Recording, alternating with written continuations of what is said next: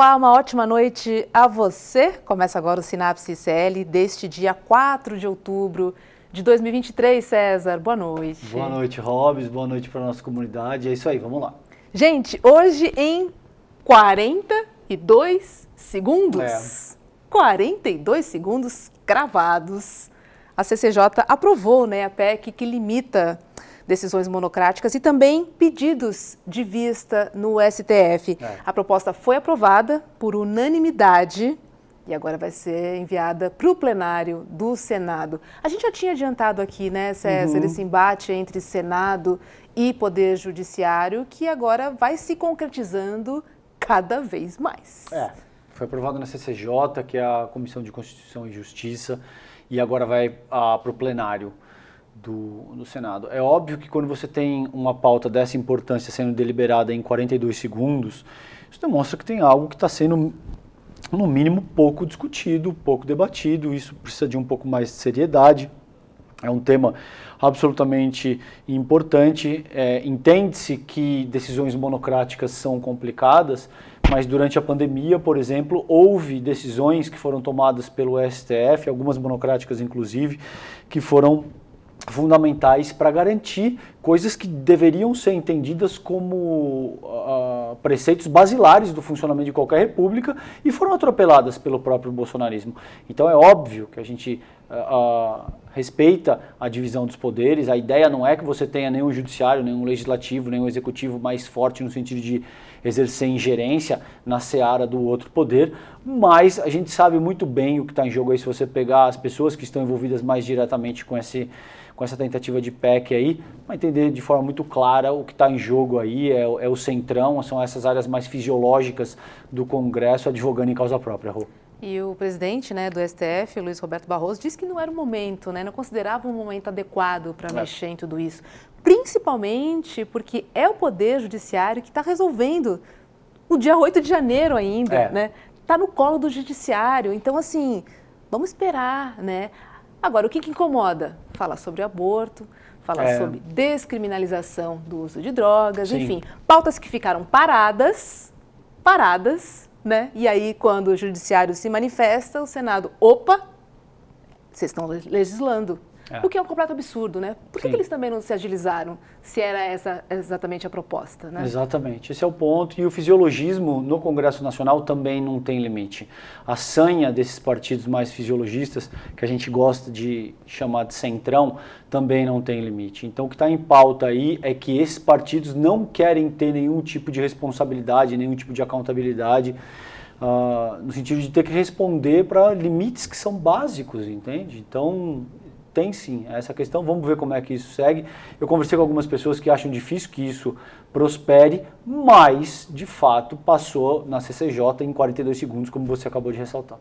Vamos chamar nossa convidada? Vamos lá. Silvia Nascimento, Head de Conteúdo do portal Mundo Negro. Silvia, que prazer receber você aqui no Sinapse. Boa noite para você. Boa noite, César Beta, e muito obrigada pelo convite. Obrigado, Silvia. É um prazer te receber, querida. A Silvia é head, e também fundadora, do portal Mundo Negro, que chega a atingir aí 7 milhões de pessoas. E é um portal bacana, que tem mais de 20 anos. Silvia, como passou rápido essa vida do site, do portal? Uau! Já é maior de idade. já pode sair para dirigir, para beber sozinho. Realmente voa, A gente, principalmente quando fala de questões raciais, assim, eu faço um balanço que quando eu lancei o site, a Folha de São Paulo tinha acabado de lançar uma pesquisa que pedia para os leitores fazerem uma autoidentificação, uns leitores que os pesquisadores leriam como negros. E aí, que cor você tem, E esse livro do Instituto Datafolha, apareceram mais de 40 ou 50 denominações de pessoas, como elas definiam a cor delas, que seria a cor negra. Então, alga de salsicha, bege, cor disso, cor daquilo, E foi bem na época que o Mundo Negro nasceu, que as pessoas até falavam que o nome negro era um nome muito impactante. Foi um nome que eu defendi desde sempre por uma questão de identidade, mas quando a gente fala de projetos comerciais, há 20 anos atrás, o Mundo Negro era um nome muito intimidador, né? Porque a nossa própria população não se reconhecia como negra, né? Se passa 20 anos, a gente está nas duas opções, preto ou negro, mas é melhor do que as mais de 50 opções da Folha de São Paulo há 20 anos, né? É verdade. Silvia, quero começar falando sobre a ministra da Igualdade Racial, né, Aniele Franco, que viajou, né, de Brasília a São Paulo para assinar um protocolo inédito de combate ao racismo. E aí a manchete que a gente viu foi a seguinte: ministra da Igualdade utiliza avião da FAB para assistir ao jogo final da Copa do Brasil. Eu te pergunto como jornalista, o que incomoda, o que está pegando, hein? Ah, com certeza. É machismo e racismo, mas eu acho que pelo número de mulheres brancas e as coisas que eu li também, com certeza é uma questão racial, né? Porque a gente, quando coloca às vezes nas questões de gênero, a gente visibiliza coisas que a gente sabe que não é só sobre a gente ser mulher, assim. Eu acho que as pessoas queriam desautorizar, ela foi numa missão oficial. Se as pessoas querem discutir o uso do avião da FAB para essa missão, eles têm que discutir isso numa outra esfera, mas não a esfera de uma pessoa que está usando um veículo que ela tem o direito legal de usar, né? Então, assim, eu vi alguma das bolhas dos nossos leitores, assim, muito com medo de que ela caísse e tal, e a gente no sentido de acalmar, gente, juridicamente, ela não fez nada de errado. Ela foi para uma missão oficial de uns assuntos que eu acho extremamente urgentes, que é a questão do racismo no futebol, que é uma indústria milionária de exploração de corpos negros, mas onde a voz negra não tem valor, né? As nossas falas não têm valor, as nossas posições políticas não têm valor, e eu acho que o que aconteceu para ela foi, assim, um grande marco da gente ver, como as pautas do esporte, toda vez que a gente vai tentar falar no sentido do racismo, as pessoas procuram alguma coisa para distorcer, né, seja às vezes na personalidade dos jogadores envolvidos em casos de racismo, as pessoas sempre tentam invalidar essa pauta. E no caso da Aniele especificamente, a gente está falando de uma mulher negra que as pessoas quiseram desvalidar a função dela como autoridade, né? Então, assim, eu fiquei extremamente preocupada e assustada como até grandes veículos assim de comunicação hegemônicos e tradicionais toparam essa linha de maneira muito errada, né? Porque eles faziam umas leituras dos gastos do governo extremamente erradas, ignorantes mesmo, né? Em vez de ver as coisas como um todo, eles fizeram um recorte só para fortalecer a linha deles de querer desvalidar a Aniele. E é o racismo por trás, assim, né? Eu declaro a minha total solidariedade, assim, à Aniele, ao time de mulheres negras envolvidas na parte de comunicação desse ministério, que foram apedrejadas, foram questionadas na sua intelectualidade, na sua ética e na sua honestidade, sendo que elas não fizeram absolutamente nada de errado. E quando você pega uma mídia não negra, eles jogam, assim, com manchetes extremamente sensacionalistas e erradas, uma dúvida para a sociedade sobre a idoneidade da Aniele, quer dizer, uma mulher que está aí lutando pela igualdade racial, tem esse histórico aí da família dela que sofreu essa perda absurda, violenta da Marielle, e ainda ela ter que ter a idoneidade dela questionada. Realmente o Brasil é um país que às vezes deixa a gente muito chateado, decepcionado como as coisas são conduzidas. E nesse caso, jornalisticamente falando, eu fiquei surpresa de grandes veículos assim que têm uma imagem de integridade pública fazerem chamadas baseadas da interpretação dos gastos do governo completamente equivocados. E César, acho que também a gente precisa deixar muito claro que, enfim, foram duas situações, né? Uma situação dessa manchete, dela usar o avião da FAB, eu acho que temos aí uma situação. Sim. Temos outra situação que foram os posts da assessora dela, que, ao meu ver, né, como ela estava representando o governo federal, eles não poderiam ter sido feitos. Temos uma outra situação. Deu mole, na minha opinião. Deu mole. Isso não anula toda a luta que ela tem, e é muito grande a luta que ela tem, tá? Agora, só para deixar claro também para a nossa audiência que a gente está falando aqui sobre a cobertura jornalística do fato da Aniele ter ido ao jogo, que era o palco. Por que foi nesse jogo? Porque foi o palco que tinha maior visibilidade para ela assinar um protocolo antirracista. Então, aí quando você vê uma manchete, ministra pega o avião da FAB para assistir ao jogo, você fala, gente, tem alguma coisa errada aqui, não é possível.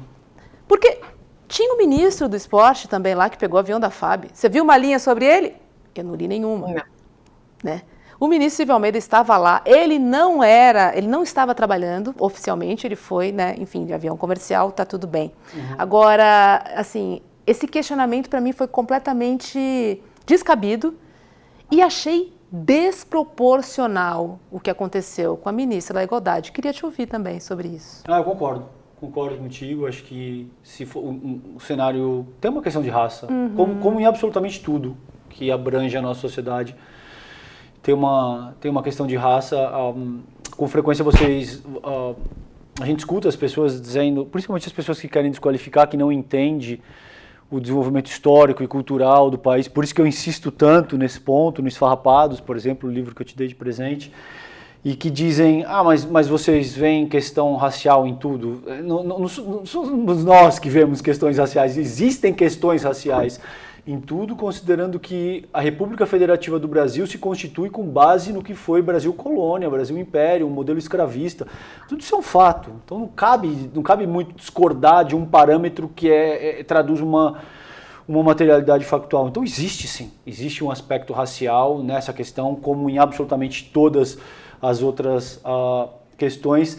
E aí eu passo para ti, Silvia, eu queria te ouvir, como é que você avalia essa fala dela, se você acredita que isso foi um erro, eu gostaria da tua avaliação acerca desse episódio.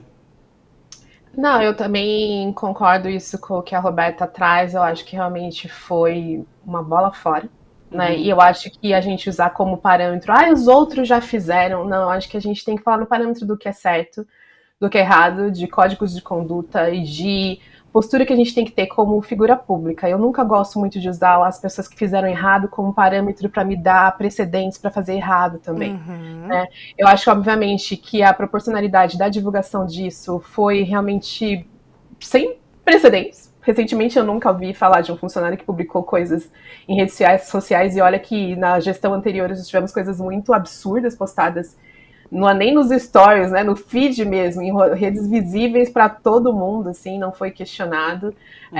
Mas eu acho que ela realmente errou. A resposta da Aniele achei extremamente correta, apesar de a gente saber como mulher negra, como a gente tem poucas oportunidades de trabalho, quanto deve ter doído para a Aniele e para o time se desfazer de uma pessoa que era extremamente qualificada, muito respeitada dentro do movimento negro, mas eu acho que foi uma dor necessária de cortar na carne justamente para mostrar que nós fazemos as coisas corretas, né? Os que vieram antes de nós, né, que fizeram coisas erradas, não são parâmetros para a gente de absolutamente nada. Errou, é exoneração. Não tem muito que se discutir isso, assim, né? A questão midiática mesmo foi desse barulho, né, das pessoas por um erro de uma pessoa que trabalhava para a Aniele, mas não necessariamente a Aniele ter postado essa frase infeliz, assim, né, equivocada, inclusive em termos de esporte, apesar de eu ser corintiana, eu reconheço que o São Paulo tem uma influência para o movimento negro na valorização dos atletas, uma questão regional, né, você é uma funcionária federal e você está ofendendo todos um estado, né, e um estado extremamente poderoso, que é o estado de São Paulo, então, assim, ela realmente errou, a Aniele exonerou, e isso deveria ter sido o suficiente, mas não, foram mais 2 ou 3 dias da imprensa e daqueles grupos que a gente achava que a gente não consegue se livrar, infelizmente, sendo muito vocais nas redes sociais, usando isso como procedente. Mas eles não têm como derrubar a Aniele, que ela não fez nada de legal. É isso. Silvia, queria aproveitar você aqui para contar um pouco a história da imprensa negra no Brasil, né, que está completando aí 190 anos. Queria ouvir você para contar essa história lá do comecinho, como é que tudo se iniciou, né? Quando surgiu o primeiro jornal, enfim, conta pra gente. Eu gosto, assim, desse tema porque quando eu fiz a faculdade na PUC de Campinas. A PUC de Campinas para mim é uma das cidades mais racistas, assim, do estado de São Paulo, né? E aí você vai para uma instituição tradicional e chega lá, professor, eu quero falar sobre imprensa negra, né?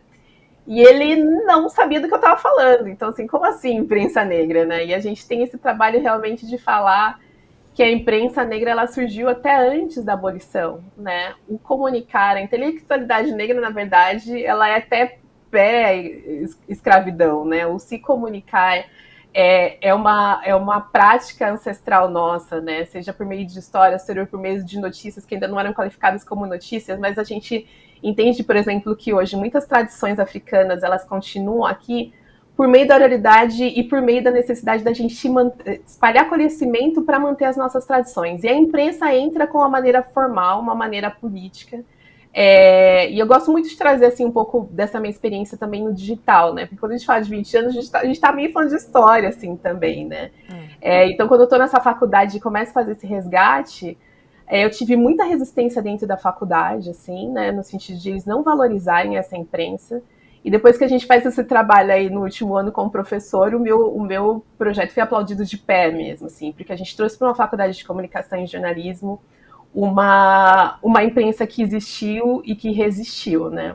Quando a gente corta para o nascimento da internet, o Mundo Negro ele nasce no ano, acho que no ano 1 da internet no Brasil, né, quando eu vejo que a Raça Brasil, que foi uma das publicações de maior, se eu não me engano, eu acho que foi a primeira ou a segunda, o segundo lançamento editorial de banca de revista com o maior número de revistas vendidas, eu falo, gente, temos um sinal aí, né, de que a nossa comunidade, ela tá querendo ler coisas, né, eu tô falando assim, começo dos anos 2000, final dos anos 90, e a gente precisa produzir mais. E a internet é um meio não custoso, hoje um pouco mais, porque estou falando de um tempo antes das redes sociais, inclusive, né? Uhum. Mas a gente conseguia, eu sozinha, criei um veículo de comunicação. Mas aí o que acontece, né? Falando dessa parte da história digital, que isso a gente não tem muito documentado ainda, né? A gente criava comunicação no mundo de internet que era inicial e que não tinha nenhuma proteção. Então, para vocês terem uma ideia, eu me formei na PUC Campinas, arranjei um emprego em São Paulo, lanço o Mundo Negro. E aí, pelo meu IP, vários grupos neonazistas descobriram onde eu morava. E eles, como já estavam um pouco mais avançados que a internet já tinha chegado em alguns outros países, onde algumas dessas salas existiam, e eles começaram a compartilhar o endereço da minha casa. O webmaster, que era meu irmão, que estava um ano atrás de mim na faculdade, estava fazendo ciência da computação na USP de São Carlos, foi meu webmaster, né? Tipo, na falta de tu, vai tu mesmo. Eu escrevo e você bota esse site no ar. Um homônimo a ele também teve o nome exposto nessas redes. E eu tive que pedir demissão e voltar para casa dos meus pais no interior de São Paulo, né? Porque a gente não tinha proteção. E quando você chega numa delegacia com a internet há 6 meses no Brasil e fala, olha, eu sofri racismo na internet, o delegado fala, como é que é? Do que você está falando, né? Então, assim, foi uma coisa que eu senti muito desprotegida. Na época, até os movimentos negros, quando eu chegava para pedir ajuda, eles não sabiam direito do que eu estava falando, porque era tudo muito realmente no comecinho. Né? O seu IP dava todos os seus dados pessoais, onde você tem um pouco mais de proteção. E eu tô falando antes de rede social, eu não tinha hashtag para me defender, nada, assim. Eu tinha que realmente consultar algumas fontes que eu entrevistava para o Mundo Negro. Agradeço imensamente o Edio Silva, que foi um advogado, que inclusive é meu advogado desde aquela época, lá há mais de 20 anos. Ele é bem famoso por ter processado a Record no caso de chute da Santa, sabe? Que a Record foi processada, ele ganhou esse processo, já ganhou vários processos relacionados à intolerância religiosa. E ele com 40, eu com 20 na época lá, ele foi a pessoa que me colocou debaixo da asa dele. O Caco Barcelos também foi muito importante nesse processo, porque a gente fez um esquema de denunciar esse núcleo neonazista nessa nova internet aí, e colocar no jornal da Globo, no horário, dando entrevista com voz de pato pra galera não me reconhecer. Apesar de, obviamente, minha mãe me reconheceu. Apesar de... Mãe é mãe. Poupar os meus pais, e minha mãe falou, tiveram você falando lá? Mas assim, a gente fez todo um movimento, porque como a gente não tinha apoio da justiça, até porque era tudo muito mato mesmo, a gente usou os colegas jornalistas para expor. E depois que saiu nesse jornal, saiu nos principais jornais, e esse núcleo neonazista se desmantelou, assim. E isso também é falar de imprensa negra, de história de imprensa negra, né? Assim, os loiros não são para mim, assim, mas depois do Mundo Negro, vários grupos de conversa, vários grupos, tinha o Yahoo na época, que tinha os grupos de conversa, que a gente também falava sobre questões raciais, mas essa intelectualidade branca achava que a internet era uma coisa super hype, super nova, mas o que esses pretos estão fazendo aqui, né? escrevendo notícia, jornalista, como assim? Né? Então, a gente foi muito combatido, mas resistimos. Para vocês terem uma ideia, eu vou dar até um exemplo de um dos ataques racistas. Na verdade, foram dois, que eu entro no meu site para escrever notícia e tem uma foto de uma criança enforcada.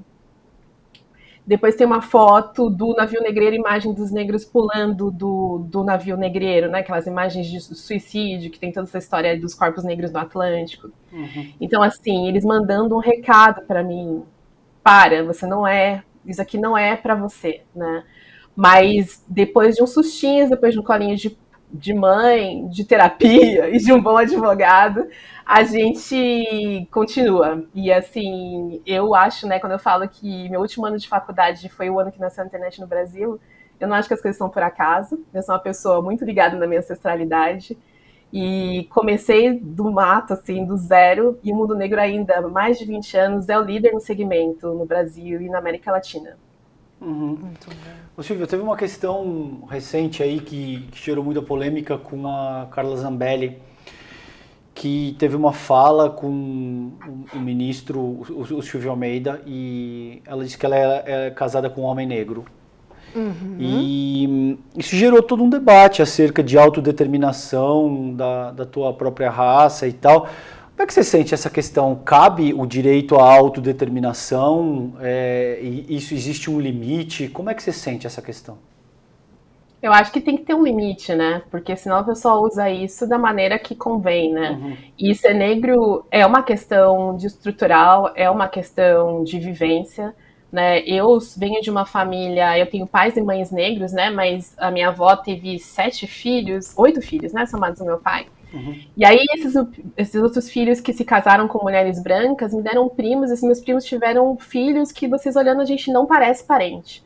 Mas a gente vem do mesmo histórico de avós que foram pobres, de pais que lutaram, né? Meu pai foi o primeiro da família a entrar na universidade, na verdade o segundo, o primeiro foi o irmão dele mais velho. Então, assim, há pessoas de pele clara que têm ascendência negra e passam pelas algumas lutas similares de dificuldade de acesso, eles não são herdeiros, né? Eles não têm de onde começar como a gente. Então, algumas coisas a gente tem que ver do ponto de vista particular, aí estão as bancas das universidades justamente para fazer essas análises mais profundas. Mas o que a gente vê muito é oportunismo, né? Então, quando a gente tem a pandemia, aquele movimento de George Floyd, aquele movimento de vidas negras importam, e a gente vê atenção midiática, atenção de empresas para essas questões de diversidade, tem umas pessoas que só se consideraram negros por conveniência mesmo, né? Assim, até para pegar a cota da universidade, né? Para pegar a cota da universidade. Por isso que eu acho que essas bancas, elas realmente têm que ir fundo, porque realmente tem pessoas, às vezes no tom mais claro do que eu, que tiveram acessos a menos coisas do que eu por terem os pais e avós negros. Existem essas individualidades, existem muitas violências de filhos de casais interraciais, por exemplo, que esses descendentes sofrem justamente por ter um dos pais negros, né? Puxando uma história da Mariah Carey, que ela falou numa entrevista com a Oprah Winfrey, eu fiquei bem chocada. Ela tem um fenótipo branco para passar daqui pelo Brasil, mas ela contou a história uma vez que ela fez uma amiga na escola e best friend daqui para vamos ficar juntas, e a Mariah Carey convidou essa garota para ir para casa dela. A mãe dela estaciona o carro e na hora que o pai da Mariah Carey, um homem negro mais escuro que eu, sai, a mãe faz a filha voltar pro carro e acabou a amizade. Então, assim, por mais que a Mariah Carey tenha um fenótipo de pessoa branca, ela tem uma vivência parecida com nós, pessoas negras, né? Então, acho que vai de caso para caso. E nesse caso da Zambelli, foi um caso extremamente ofensivo para nossa comunidade, né? Eu não consigo ler aquela pessoa que ela diz que é negra como negra. E por que ela joga isso agora, né? Sendo que ela acha que a gente tem a memória curta, né? Porque eu lembro muito bem de ela correndo com um revólver aqui, não muito longe da minha casa, atrás de um homem negro, né? Então, assim, a gente tem que realmente fazer essa leitura bem cuidadosa e ver que tem muitas pessoas usando isso de forma conveniente. E, Silvia, como é que você avalia o jornalismo feito no Brasil em relação à comunicação antirracista? Olha, eu acho que tem várias maneiras da gente interpretar isso. Uma é de quem faz a notícia, né? A gente tem pesquisas aí que mostram que os editores-chefes e os articulistas, as pessoas que escrevem colunas de opinião, né? menos de 5% desses profissionais em grandes veículos são profissionais negros. Eu cheguei até a escrever sobre isso, né? Como se negro não tivesse opinião, né? Então, é que nem a gente fala nos estágios, nesses programas de diversidade, né? Para além dos estágios, a gente quer os líderes. E quando a gente fala de jornalismo, a gente está falando de formadores de opinião mesmo, né? Então, a gente precisa de pessoas negras falando sobre o nosso universo, pautando, decidindo as editorias, decidindo o que é assunto, e principalmente o recorte desse assunto, assim. Isso é uma frente. A outra frente é de que conteúdo a gente está falando na grande imprensa, né? Que maneira que esses corpos negros aparecem na imprensa. Isso foi uma coisa que me fez refletir muito sobre a linha editorial do Mundo Negro, porque editorialmente a gente meio que associa ser negro a racismo, né? E a gente é muito mais do que isso, né? Então, falou de negro e está falando de racismo, está falando de sofrimento, está falando de pautas sensíveis, ligadas à violência extrema ou à pobreza extrema. Não é sobre ignorar isso, porque se a gente também não ignora, a gente volta para o país da democracia racial, de que ninguém tem problema. Mas eu acho que tem que ter pluralidade nessas pautas. Então, acho que a liderança negra editorial dentro de veículos negros e não negros, ela é fundamental para a gente ter um olhar maior sobre as nossas conquistas, sobre onde a gente tem avançado, porque isso também tem um valor político, apesar de eu ter muitos colegas que menosprezam a minha linha editorial, porque a gente se permite a falar sobre entretenimento, sobre beleza, porque eu entendo que isso também tem um fator político. Você não vai querer ser negro se você acha que seu corpo é um corpo que só aparece para falar de violência, se na novela você só é um serviçal. A gente tem que falar das nossas riquezas, das nossas contribuições, da nossa resistência e de como a nossa intelectualidade contribui para o país, e que isso não sou eu falando. Eu conheço muitas pessoas e eu vou te falar, a coisa que eu mais gosto de ser jornalista, real, assim, é contar essas histórias. Eu sou péssima em brand pessoal, assim, eu sou péssima em falar sobre mim, porque a minha vida realmente ela é dedicada. Eu tô no Facebook ainda, gente, procurando história. Eu falo, gente, me bota nos grupos do WhatsApp. Eu tô, né, a gente teve um caso de racismo em Osasco, eu tô dentro do grupo dos pais e alunos lá, porque eu quero ver como eles se organizam. Eu quero ver que mãe que fala mais, que mãe que eu poderia entrevistar. E ouvir a experiência dessa comunidade, que é extremamente qualificada em todos os sentidos, né? Então, desse ponto de vista também do que estamos falando sobre essas pessoas negras, um corpo negro dentro das editorias dos jornais tradicionais é esse olho que fala, gente, por que a gente não está falando, né, daqueles jovens da comunidade que estão trabalhando com inteligência artificial para isso e para aquilo, sabe? Porque senão a gente fica com uma coisa muito monotemática, ligada só à violência, o racismo e pautas que adoecem mentalmente, não só nosso público, mas nós jornalistas, né? Eu tenho casos do meu time de burnout no sentido de temas, assim, a gente teve um caso de racismo um atrás do outro durante a pandemia, de crianças negras sendo assassinadas pela polícia durante a pandemia, não sei se vocês lembram disso, porque falavam, nossa, o problema é a criançada na rua, mas não, crianças tomando tiros de bala perdida, brincando na sala, né? E eu tive uma jornalista minha que ela começou a passar mal, teve crise de pânico. Eu já tive uma outra também que já teve crises de pânico. A gente tem algumas sinalizações no nosso trabalho, no dia a dia. Gente, como que a gente está sobre essa pauta? Vocês estão bem? Né? Porque é todos os dias. Por mais que às vezes eu escolha uma linha editorial positiva, olha, em 20 anos eu recebo denúncia de racismo todos os dias.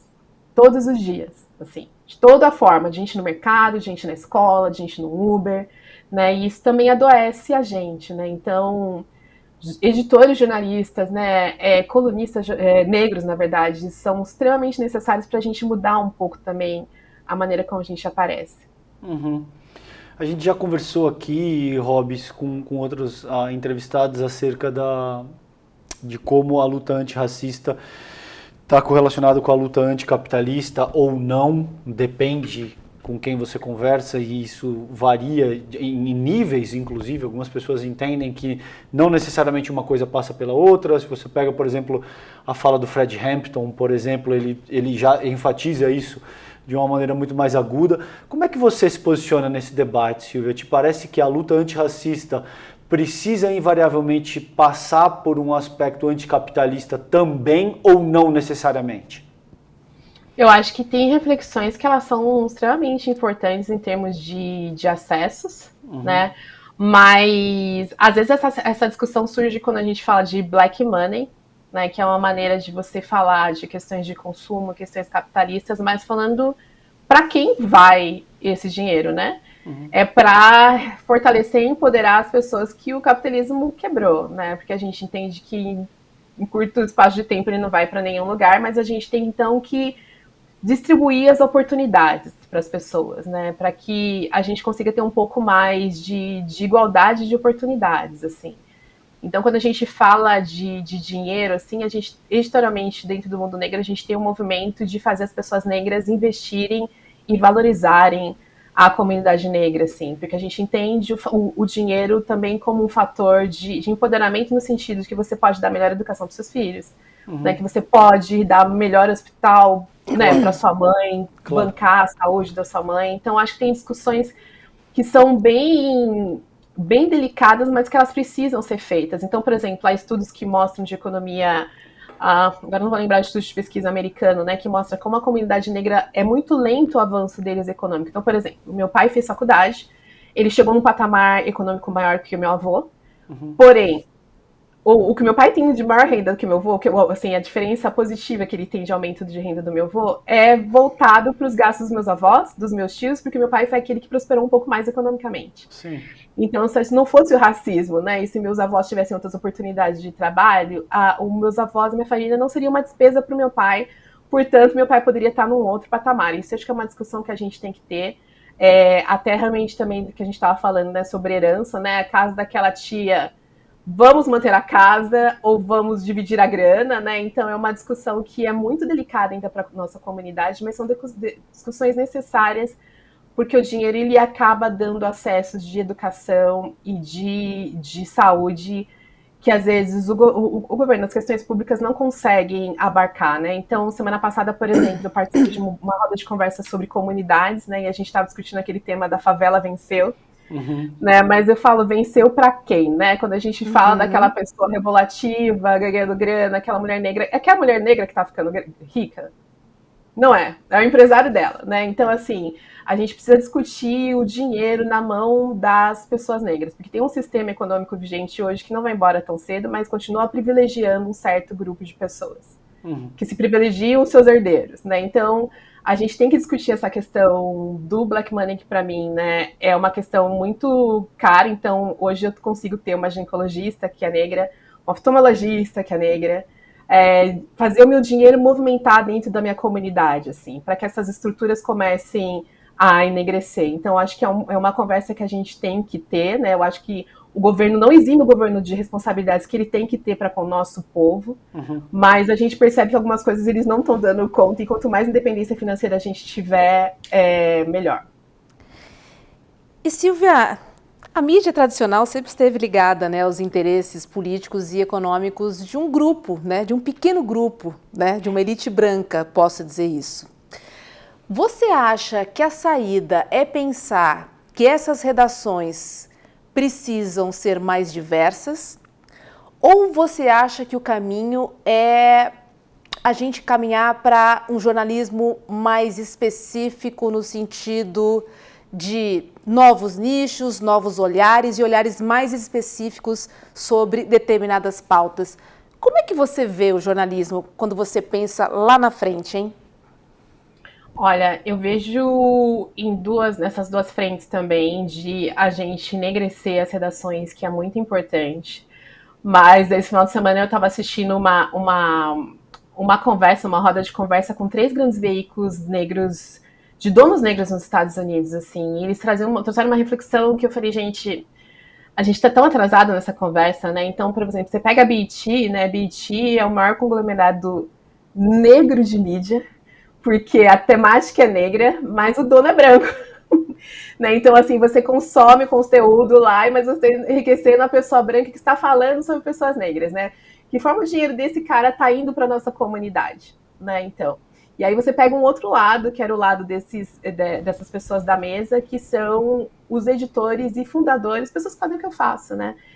Que fala essa comunidade negra, mas a gente disputa o espaço de mercado com esses grandes players brancos que falam sobre temática negra, né? Então, assim, a gente tem que ter essa discussão também, assim, de empoderar os veículos de comunicação fundados por pessoas negras, né? Porque eu acho que junto com a cultura, a comunicação, a imprensa, ela é um grande impactante de mudanças sociais importantes, né? Ela traz à luz reflexões e pessoas e rostos que não são visibilizados, né? Então, eu acho que enriqueceu os veículos, assim, tanto em termos de alcance, né, que a gente ainda luta com o algoritmo, né? Imagina, tem um veículo de comunicação negra e as pessoas falam, você não pode escrever negro porque você vai ter menos alcance. Eu falei, rapaz, não tem como. Eu não falo sobre isso. Pois é. Então não tem como, assim. Então eu acho que o empoderamento, acho que até do ponto de vista político, né, é uma conversa que eu adoraria ter com a Nelly no futuro, assim, também de ter editais ou programas que a gente tem incentivo à cultura, incentivo à publicidade de veículos de propriedade negra mesmo, porque a gente contrata, minha redação é 100% negra, assim, por motivos óbvios e por motivos políticos também, né, e eu priorizo mulheres negras, mas de um outro lado também a gente precisa, né, de você, das Flávias Oliveiras da vida, que são as pessoas que vão questionar o seu chefe, ou vão ter a chefia aí de olho, né, assumindo esses cargos de liderança, e mostrando o Brasil como é, né, porque assim, é incrível, né, que a gente seja quase 60% da população, e todos os veículos de comunicação que a gente assiste teria que ser semelhantes do que a gente vê nos países africanos, assim, e não é, né, e isso não muda tão cedo, né? Então, assim, um rosto ou outro ainda não representa a totalidade do que a gente é. Então, assim, precisamos aumentar, assim, né? Quem quiser realmente trabalhar em veículos não negros, justamente para ser aquela presença negra que traga as reflexões sobre a nossa comunidade, eu sou super apoiadora, né? Mas eu acho que, de outro lado, os veículos negros têm uma vida muito curta, né? Eu ter mais de 20 anos é quase um milagre, porque eu sou teimosinha mesmo, sabe? Porque assim, em alguns momentos até comercialmente não era, né? Hoje a gente consegue ter uma equipe, mas durante 16 anos, para vocês terem uma ideia, eu fazia o veículo sozinha, né? Tive 3 filhas, passei por 3 gestações, sabe? Colocava a criançada para assistir, brincar ali e fazia entrevista com o secretário de justiça dentro do box do banheiro para ele não escutar a criançada escutando os comerquinhos na sala. Sim, sabe? E assim, a gente naturaliza os absurdos, né? Mas tem a ver com resistência e se manter.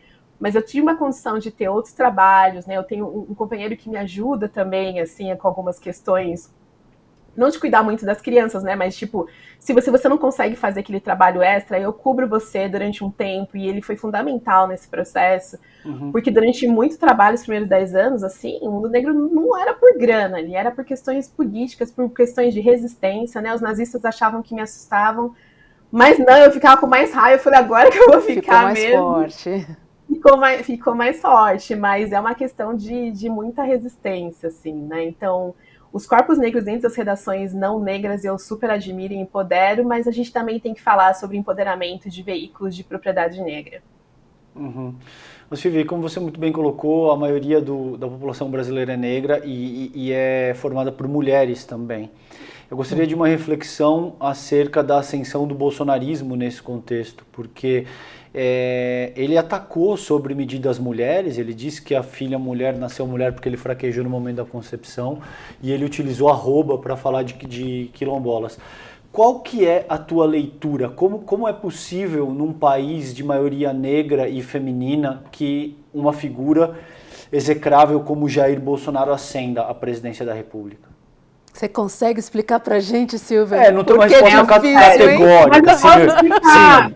É uma reflexão, eu tenho que não ter uma Mas eu posso fazer uma reflexão da minha área, que é uma área de comunicação. Né? Eu acho que é um grupo político que sabe usar as redes sociais. Sabe usar as redes sociais, né? Então, assim, quando a gente fala de estar brigando com as nossas famílias, né, por questões políticas, é justamente porque nossas famílias tiveram muito acesso a notícias falsas por meio das redes sociais, né? Então, eu tive brigas que eu nunca tive com a minha família, quando se começaram a falar de cloroquina em grupo que tinha, né, desde as crianças de 10 anos as mais velhas de 70, 80 anos, que não tem esse contraditório para tirar a própria conclusão. Eles vão muito, poxa, se é o fulano, se é o filho do cicrano que está falando, deve ser verdade. Então, assim, elas começaram a reverberar isso, assim, de maneira assim, era confortável para elas saberem que a cloroquina era uma saída rápida, e então elas compartilhavam no grupinho das tiazinhas, né? Elas também, das amigas e das amigas. E a disseminação das notícias falsas, eu acho que é uma das coisas que contribuíram para esse crescimento, assim, de uma maneira, porque era feito numa velocidade absurda, né? E eles se organizam, e eles dão audiência para lives absurdas, né? E eu sinto que a esquerda, ela ainda, porque a gente parte do ponto de vista ético para produzir informação e entender os nossos meios. Então a gente não tem aquele afã de fazer por fazer e depois a gente vê no que dá, a gente tem a responsabilidade, né? E às vezes nisso, como a internet é uma coisa muito rápida, enquanto a gente está tentando aprender as maneiras de fazer certo, as pessoas de extrema direita fazem de qualquer maneira porque se passa muito rápido.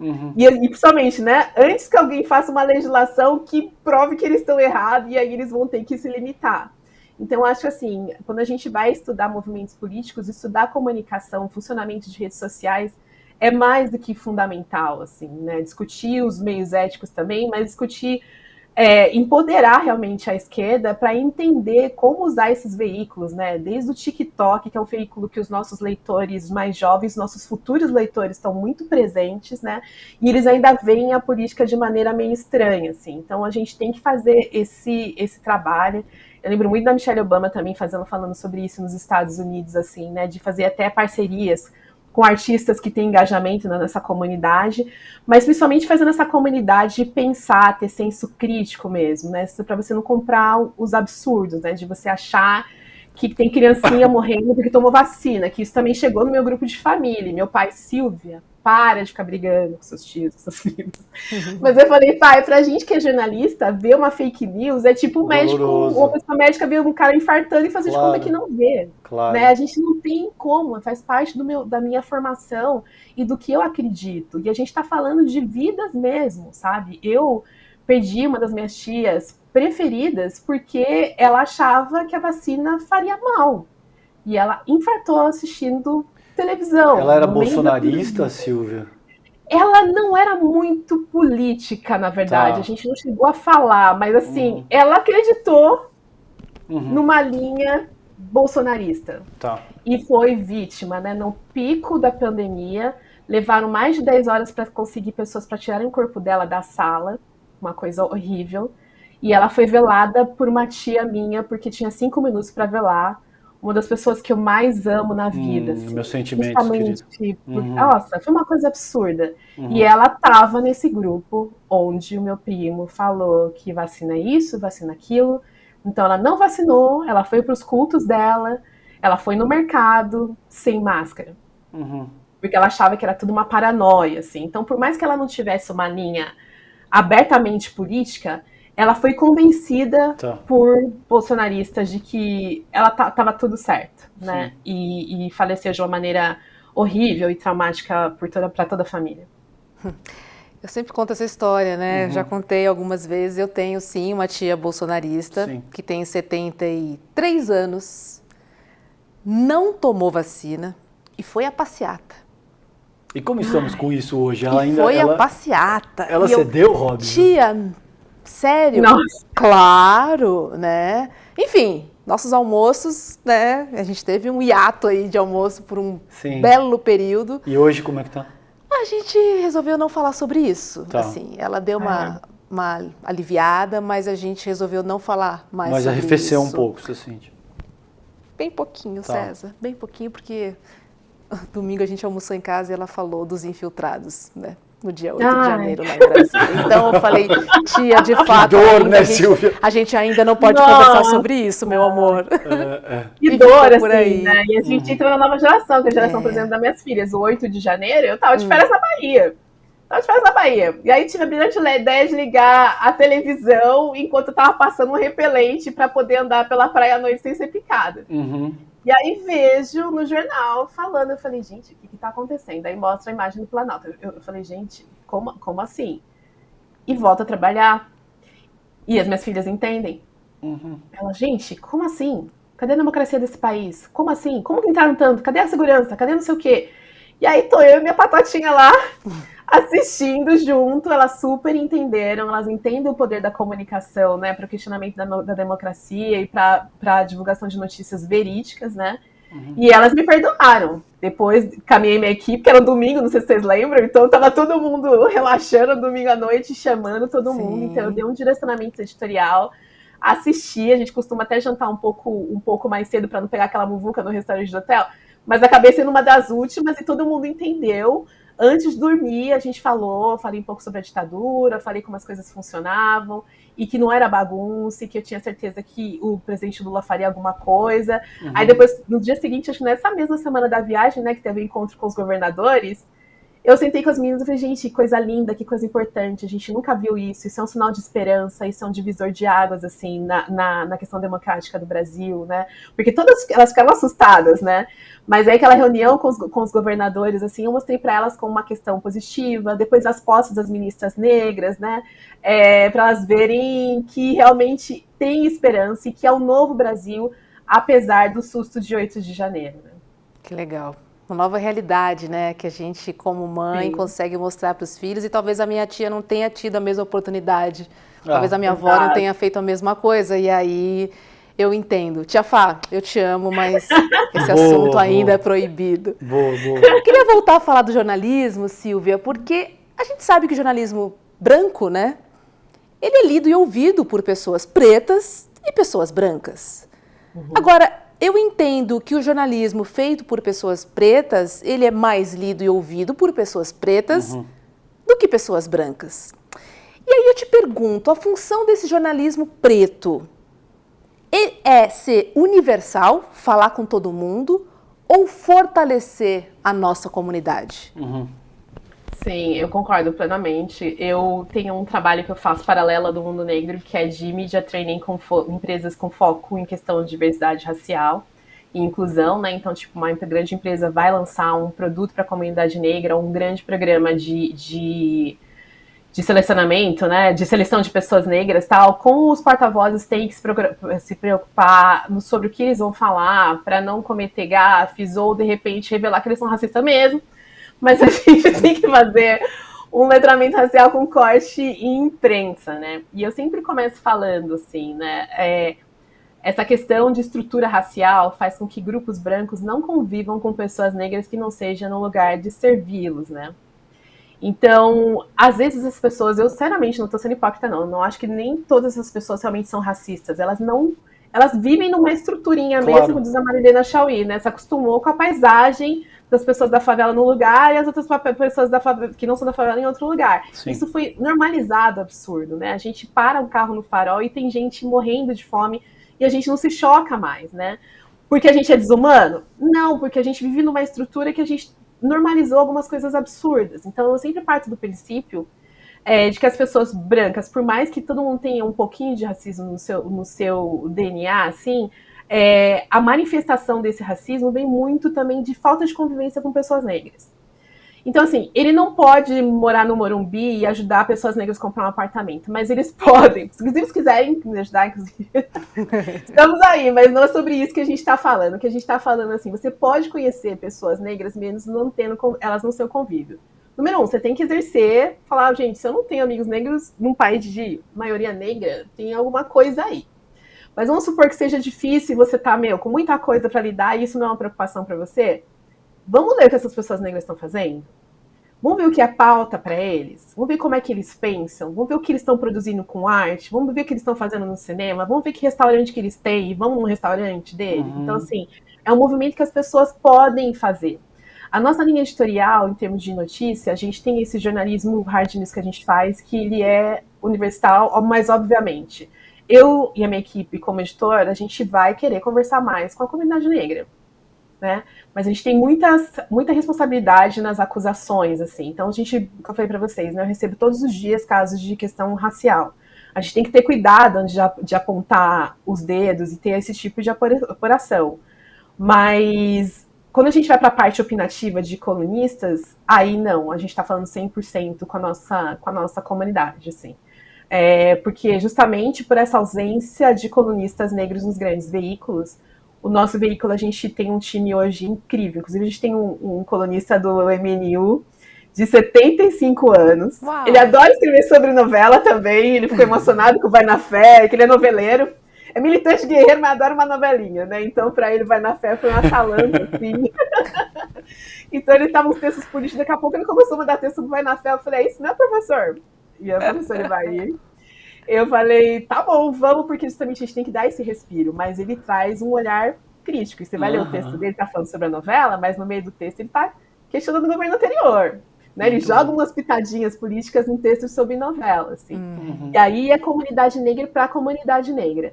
Mas nas notícias em geral a gente tem muito interesse que as pessoas não negras realmente entendam o que acontece com a gente. Então a gente tenta ter um texto, né, que cria esse diálogo, cria essas conversas. A gente sabe que o mundo negro é muito lido por pessoas e líderes de empresas não negros, justamente porque a gente tem esse cuidado de querer que as pessoas brancas também participem de conversas de um problema que, na verdade, eles criaram, né? Mas a gente é bonzinho, então a gente chama, a gente tenta informar e a gente tem um grande interesse. Então, assim, por mais que a minha linha editorial seja sobre comunidade negra, a gente quer que todo mundo leia. Eu fico muito feliz, às vezes, quando eu sou abordada por pessoas não negras falando que leram e que, poxa, eu não sabia disso, porque não tem como saber se você não convive com pessoas negras. Mas eu, por exemplo, a comunidade indígena, eu não tenho amigos indígenas, infelizmente, no meu ciclo aqui de amizade, mas eu leio muito para não cometer gafe, para respeitar. Na hora que a gente conversar sobre comunidade negra, tentar localizar a comunidade indígena nesse local. E se eu fosse esperar ter amigos indígenas, né, que a gente sabe por que a gente não tem amigos indígenas hoje, que foi o povo aí que mais disseminado, né, se a gente está falando em termos de questões raciais, assim, né? Se eu não consigo conviver, não é uma desculpa para eu não saber o que está acontecendo no mundo deles. A gente tem que fazer esse movimento proativo. Eu sigo as principais mídias indígenas, eu tenho pessoas que a gente consulta com o mundo negro, a gente quer falar isso daqui. Vocês acham que isso aqui pode ser ofensivo para vocês? Onde está a comunidade indígena nessa conversa? As ações afirmativas que estão incluindo a comunidade negra nessa ação estão incluindo vocês? Por que vocês acham que vocês não são incluídos? Né? Então, uma conversa sobre Monteiro Lobato também, a gente já teve muitos momentos com a comunidade indígena, que eu comecei escrevendo falando muita não besteira, né? Mas é na falta de convivência mesmo. Eu invisibilizava a contribuição, a luta indígena contra algumas obras do Monteiro Lobato, né? Quando a gente fala do Saci, por exemplo. A gente falava que era um personagem negro, mas não, ele é um personagem indígena. E aí eu falei, Silvia, realmente você tem que melhorar nesse sentido, né? Então vamos ver o que essas comunidades estão fazendo. Então não ter amigo negro não é uma desculpa para não saber como a nossa comunidade vive hoje em dia, com a internet e tudo mais, né? Ô Silvia, e me chamou a atenção na tua fala e eu quero te dar a chance de discorrer. A gente está caminhando para os 3 minutos finais aqui do programa, mas eu não quero deixar passar, considerando você disse que todo mundo tem um quê de racismo no DNA. Foi o termo que você utilizou. Eu queria que se você acredita nisso, que é uma questão fundamentalmente biológica, que as pessoas... Não, né? Quando você disse DNA, você está dizendo que existe uma constituição histórica. Ok. Porque tem uma autora, Adela Cortina, que ela fala de aporofobia. E eu acho o conceito dela brilhante. Mas ela fala que o termo em inglês é difícil traduzir isso, mas como se você tivesse programado biologicamente para ser xenófobo. É isso que ela fala a Adela Cortina, essa filósofa espanhola, diz no texto dela. Eu discordo radicalmente. Eu acho que as pessoas são racistas por conta de uma composição histórica e cultural, secular, etc. e tal. Eu não acho que essa questão esteja no DNA, mas ficou claro. Eu entendi que você estava usando isso como uma força de expressão, né? De expressão, de ser uma coisa que na verdade não nasce, né? Mas ela é construída na sua primeira infância mesmo, assim, né? Tanto que a gente vê surgindo, né? Eu sou mãe de 3, assim, né? Eu vejo que começa a surgir, na verdade, no período pré-escolar, por exemplo, né? Das crianças escreverem coisas ou não incluírem as pessoas em as crianças negras em algumas conversas. Provavelmente porque elas estão reproduzindo, né? Quando elas começam a desenvolver o senso cognitivo de olhar um pouco o ambiente de uma maneira mais social, elas começam a querer reproduzir os que os pais fazem, assim. Mas eu não acredito... Acho que tem várias questões sociais que têm uma questão genética. Agora no mês do Setembro Amarelo a gente falou sobre o banzo, né, que é uma questão de uma tristeza ancestral, né, que vem da nossa população, mas realmente a questão estrutural, de repetir, de não normalizar a ausência, de corpos negros em alguns espaços e que vira um lugar comum, assim, e desde sempre, né, então crianças racistas com certeza existem, se elas nasceram racistas eu não acredito. É isso. Mas se constrói, né? vivendo, Sim, se constrói, e não se muda, tá, percebe. gente? Porque eu achava que nessa geração das minhas filhas, eu tô no processo de mudar uma das minhas filhas da escola justamente por questões de racismo, assim. Eu achava realmente que em 2023, claro que depois da pandemia a humanidade ia ter aquela expansão de consciência que ia melhorar, mas parece que não foi dessa vez. Eu acho que leva um pouco mais de tempo, mas por que essa questão da biologia ela é importante? Porque se a gente conclui que o racismo ele é biológico, isso para tudo, né? Vou embora exato, agora. Isso dependeria Apaga de uma transformação biológica que demoraria milênios, milhões de anos para mudar, entende? Se a gente entende que a questão é histórica e cultural, do mesmo jeito que se constrói uma sociedade racista, a gente pode batalhar para que esse processo seja combatido.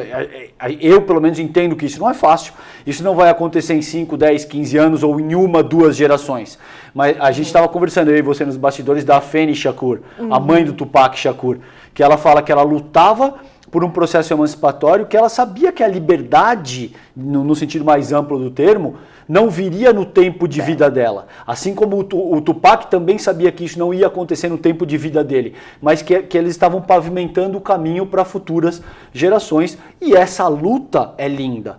A luta de plantar uma semente da qual não é você que vai desfrutar a sombra da árvore é absolutamente válida e linda. Com certeza, é um caminho longo. E se a gente considerar que a gente vai resolver, fica muito pesado e a gente não é capaz de resolver.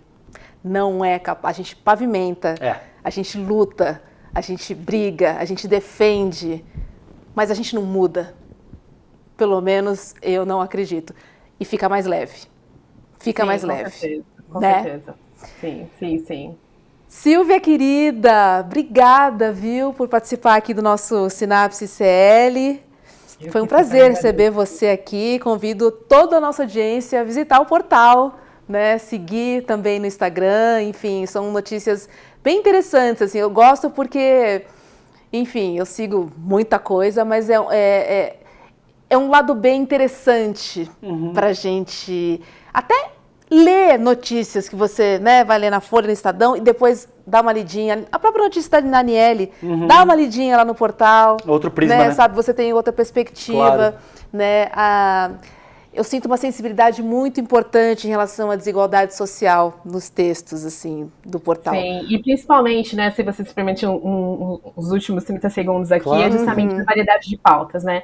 Então a gente está com um novo braço depois de 20 anos, né? Eu tive 2 mudanças editoriais agora de criar um braço de carreiras e negócios, justamente para aquela linha do Black Money que eu falei, já que tem um sistema aí que não vai embora tão cedo, a gente tem que ensinar a nossa comunidade negra a entender esse sistema, né? E tentar sobreviver nesse sistema. Então a gente criou essa parte de carreiras e negócios e a gente também criou uma parte de gastronomia. Para falar de comida, que é uma das grandes contribuições da nossa comunidade para o Brasil e para o mundo, né?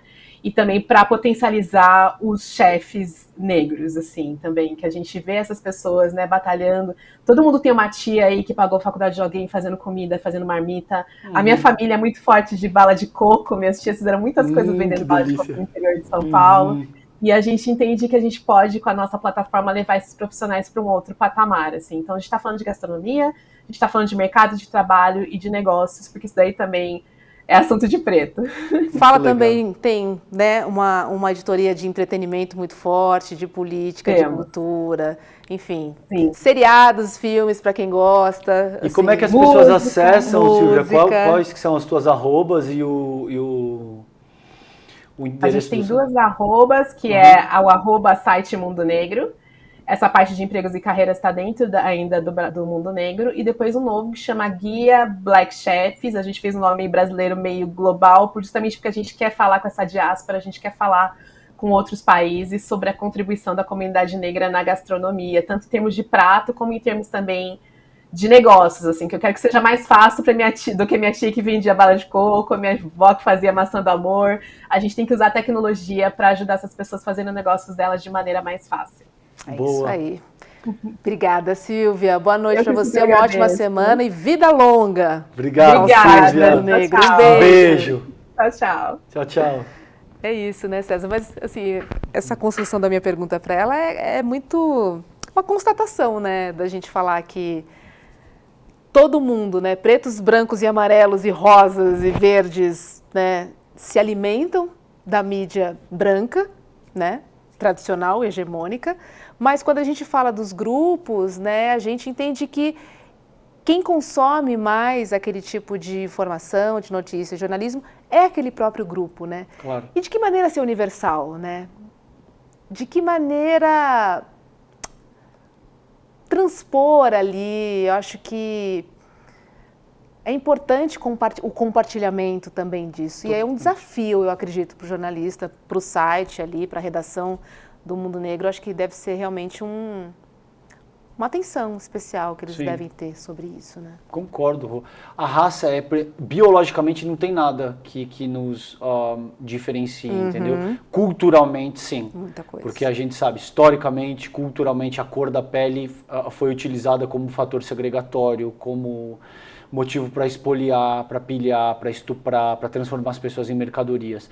Agora, biologicamente, não existe absolutamente nenhuma diferença. Então, a raça, nesse sentido, e eu tenho que tomar cuidado para as pessoas não me entenderem errado, a raça ela é uma construção normativa, ela é um sistema normativo. Por isso que vai ao encontro disso que você está colocando, entende? Que o sistema normativo dominante das pessoas brancas, então por isso que a tua colocação é perfeita. O jornalismo branco é transmitido para basicamente a sociedade inteira. Toda. O jornalismo preto, ele via de regra tem que se esforçar muito para transcender as barreiras que são impostas ao encontro disso que você está dizendo. Brilhante o teu ponto, muito bom, é isso mesmo. Brilhante o nosso Sinapse hoje, adorei. Gostei, também gostei muito. Gente, tem aula aberta com Edu Moreira. Bota aqui na tela pra gente, por favor, dia 10 de outubro, dia do aniversário da minha mãe. Dia 10 de outubro, às 8 horas da noite, aula online e aberta. As 3 regras para investir com resultados. E olha, o Edu tem quase 100% de aproveitamento aí nesses resultados. Eu vou dizer, viu, porque eu acompanhei o Mapa da Mina, o último, e olha, é quente. Então não perca, tá? Dia 10 de outubro, anota aí, bota no seu Google, na sua agenda, para te lembrar. 10 de outubro, aula online e aberta às 8 horas da noite. Vamos lembrar a programação de amanhã? Vamos lá. Que começa às 7 da manhã, com o Leandro Demore, das 7 às 8, e o seu Desperta. Aliás, a entrevista do Demore com a Erika Hilton também está imperdível. Está muito bacana, viu? Conselho também é você dar uma conectada, procurar lá no YouTube. E logo depois do Desperta tem ICL Notícias, primeira edição, das 8 às 10h30 da manhã. Recado dado. Amanhã estamos ao vivo. É isso aí, Rô. Aqui esperando você às 7h30 da noite. Vote em mim, compre batom, compre batom. Eu estou concorrendo ao prêmio Mais Admirados Jornalistas Negros e Negras da Imprensa Brasileira e preciso do seu voto, comunidade. Vamos lá. Como que as pessoas votam? icl.com.br/Roberta. Vai lá, coloca o seu nome, o seu e-mail. E na categoria jornalista é só selecionar Roberta Garcia, entre aspas, ICL. Vamos lá, só comunidade. Isso. Vamos votar na Hobbs, porque ela merece, baita comunicadora. Vamos trazer esse prêmio para a Roberta, para o ICL. A gente conta com o voto de vocês, tá bom? Vamos lá, só tem essa semana, gente. Obrigada antecipadamente e também muito obrigada, porque eu sei que muita gente votou. Beijinho no coração e até amanhã às 7h30. Beijo, fiquem bem. Tchau, tchau. Se você investe ou se você tem a intenção de investir um dia, quais são os seus principais objetivos? Garantir a educação dos seus filhos? Trocar de carro? Comprar uma casa que finalmente você vai poder chamar de sua? Fazer uma viagem com a pessoa que você ama? Dependendo do resultado que você espera, você tem que planejar esse caminho de uma maneira diferente. São muitas dicas, são muitas regras, são muitos caminhos para se seguir, mas eu diria para vocês que existem 3 conceitos básicos que todo mundo deveria sempre ter como fundamento para um bom investimento. Eu preparei uma aula para o dia 10 de outubro chamada As 3 Regras para se Investir com Resultados. Uma aula que você pode participar gratuitamente, clicando no link aqui em cima ou aqui embaixo. Você, de uma maneira muito simples e muito rápida, vai aprender regras que vão mudar a sua relação com o dinheiro e com os investimentos e abreviar sua caminhada até a independência financeira, até o equilíbrio financeiro. Se inscreve agora, participa da aula, chama seus amigos e amigas também para participar. E aí depois você me conta o que você achou. Vou chover no molhado. Sem liberdade de imprensa, sem liberdade de expressão, não existe democracia em lugar nenhum do mundo.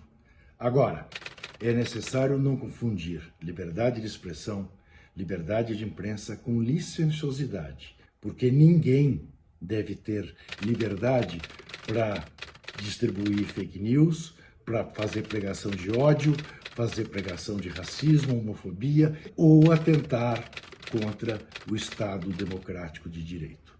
E é claro também que para quem, como eu, como jornalista, viveu no tempo da ditadura, padeceu com o problema da censura que queria impedir que as coisas factuais, verdadeiras, fossem publicadas, porque não interessava aos ditadores de plantão.